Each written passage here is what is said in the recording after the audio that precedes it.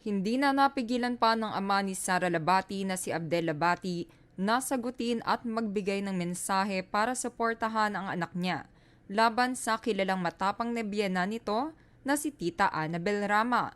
Sa ngayon nga ay bumalik sa kanyang mga magulang si Sara Labati at umuwi ang mga ito galing Switzerland upang kamustahin ang kanilang nag-iisang anak na si Sara. Ito ang buong detalye.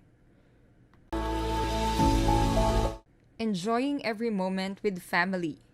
The convoy keeps going and don't mind dogs barking. Thank you for all your love and support. May God bless everyone.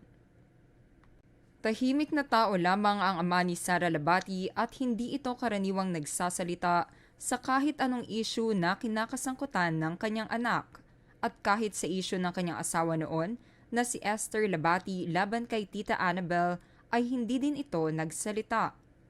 Ngunit ibang usapan na daw kasi kapag ang pagkatao na ng kanyang anak na si Sara ang sinisira ng mga taong dati ay tinuturing niya na pamilya.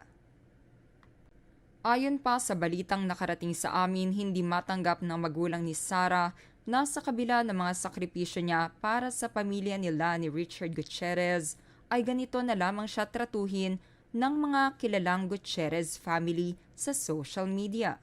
Ayon dito ay binitawan ni Sara ang kanyang showbiz career noon upang maitaguyod at mapalaki na maayos ang mga anak nila ni Richard Gutierrez. Kaya naman laking gulat nila sa mga inilabas na mensahe ni Tita Annabel Rama sa publiko. Noong nakaraan ay nagbakasyon din sila sa villa ni Miss Pinky Tobiano na talaga namang isa sa mga napakabait at sumusuporta at kaibigan din ni Sara Labati. Kaya naman nakapagbanding din ang mag-anak sa farm at San Benito sa Batangas sa may private villa ni Pinky Tobiano. Makikita din dito ang bonding moments ng maglolo na sina Abdel Labati at mga apo na sina Zion at Kai. Sa kabila ng mga paratang kay Sara Labati, ay nananatili pa din siyang tahimik patungkol sa hiwalayan nila ni Richard Gutierrez.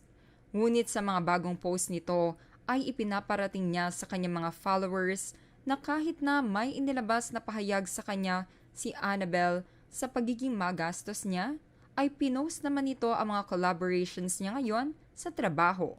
Tulad na lamang ng bagong business venture niya na kapartner nito si Vito Selma na isang kilalang artist at furniture maker sa Pilipinas. Ipinakita din ni Sara Labati ang kanyang bagong sasakyan ngayon.